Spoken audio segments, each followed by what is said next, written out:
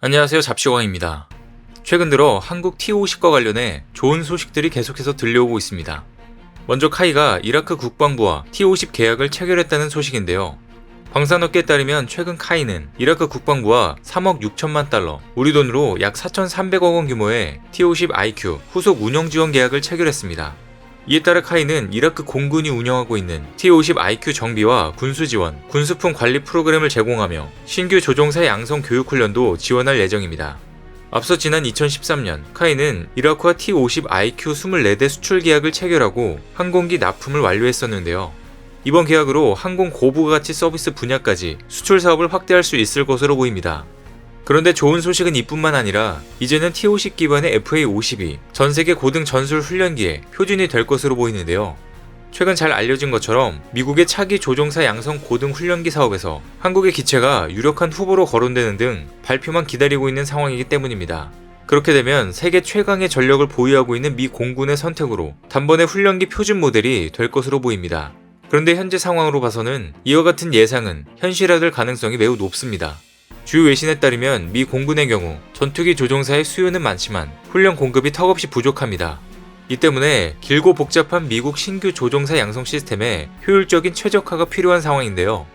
그런데 이와 같은 시스템이 효율적으로 이뤄지려면 실전기와 훈련기 사이에 생기는 실전 훈련의 숙련도가 필요합니다. 또 공백을 채워줄 수 있도록 실전과 훈련이 모두 가능한 경공격기형 기체가 필수적인 것인데요. 하지만 기존의 T-7A의 경우 그 공백을 메우기에는 부족하고 차후 계획된 경공격기형 T-7A의 양산 시점도 굉장히 오래 걸릴 것으로 보입니다. 결국 아이러니하게도 미 공군의 입맛에 맞는 성능을 부여한 기종은 전세계의 FA-50이 유일한 상황인 겁니다. 군사 잡지 디 워존에 따르면 미 공군은 전투기 같은 훈련기, 때로는 전투기로도 쓸 수 있는 훈련기가 필요하다고 명확히 밝힌 상태로 미국 AT&T 사업이 곧 FA-50 사양이라고 봐도 무방할 정도로 흡사합니다. 이미 실전에서 성능이 검증되고 양산도 잘 되고 있는 T-50A 계열의 FA-50에겐 좋은 기회가 될 가능성이 높은데요.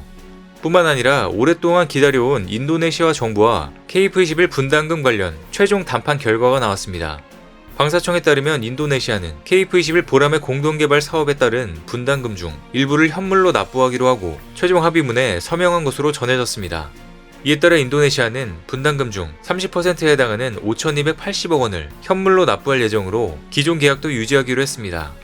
그동안 인도네시아가 프랑스, 오스트리아를 돌면서 다른 전투기를 구매할 것처럼 하거나 경제 사정이 어려우니 분담금을 축소할 수 없냐고 억지를 부리면서 우리를 굉장히 화나게 했었는데요.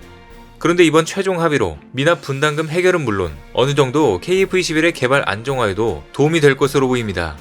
하지만 그동안 인니의 행태를 보더라도 또 이상한 행동을 보일지 모르는 것인데요.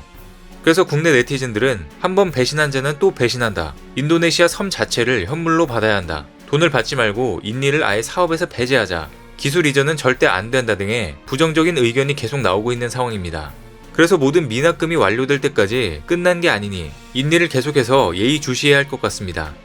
어쨌든 이제 인니도 한국에게 다시 숙이고 들어오는 형태이고 전세계 많은 국가들이 이처럼 T-50, FA-50에 이어 KF-21까지 관심을 보이고 있는 가운데 추후 KF-21에 무장할 장거리 공대지 미사일에도 관심이 집중되고 있습니다. 지난 9월 우리 군은 SLBM 발사와 함께 일명 장공지라고 불리는 장거리 공대지 미사일의 항공기 분리 시험을 진행했었는데요. 이와 함께 27초 분량의 장거리 공대지 미사일의 활공시험 영상도 공개되면서 성공적인 개발에 대한 기대감을 한껏 드러냈습니다. 실제로 시뮬레이션을 실시하는 단계에서 이것을 전격 공개한 것은 굉장히 이례적인 것으로 개발에 대한 자신감을 보여준 것으로 볼 수 있습니다.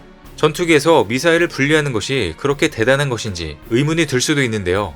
사실 굉장히 어려운 기술입니다.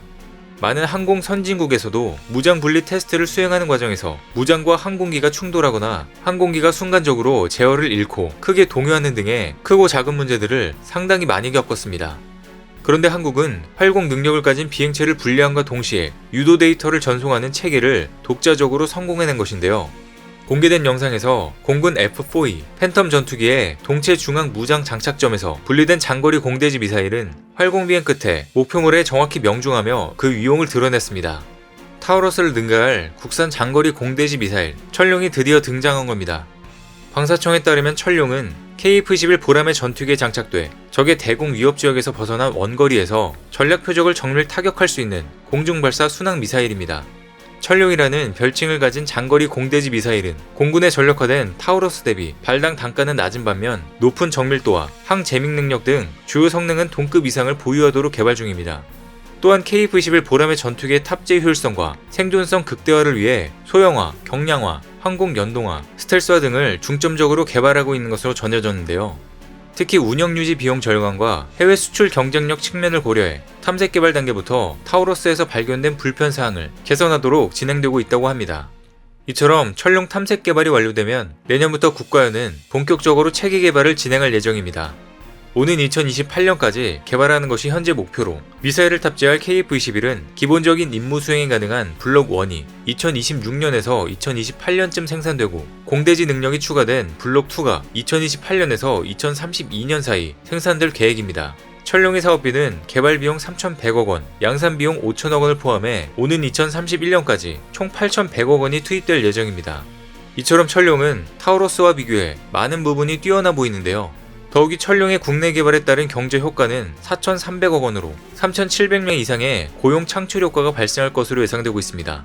또 탑재되는 미사일까지 모두 국산화를 이룰 경우 KF-21 보람의 전투기와 함께 판매가 계획되고 있는 만큼 수출 시장에서는 세트로 대박날 가능성이 높아 보입니다.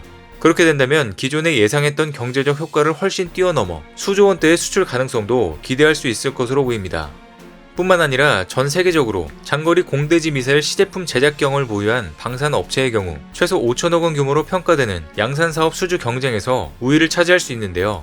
이에 따라 한국이 천룡을 성공적으로 개발을 완료하면 세계 시장에서 신뢰도를 더 높일 수 있는 기회를 잡을 수 있는 것입니다.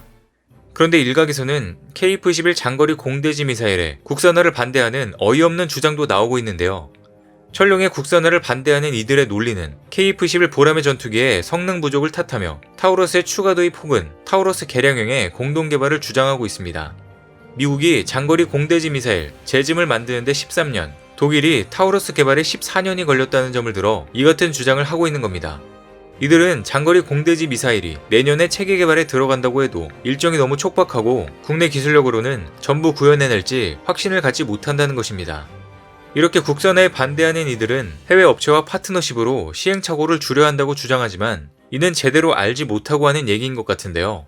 실제로 대한민국의 방산기술력은 군사 강국 수준으로 상당히 올라왔고 이제 우리 스스로 강력한 무기체계를 만들 수 있는 그 기반을 모두 확보한 상태입니다. 또 언제까지 외국에 의존할 수는 없을 것 같은데요.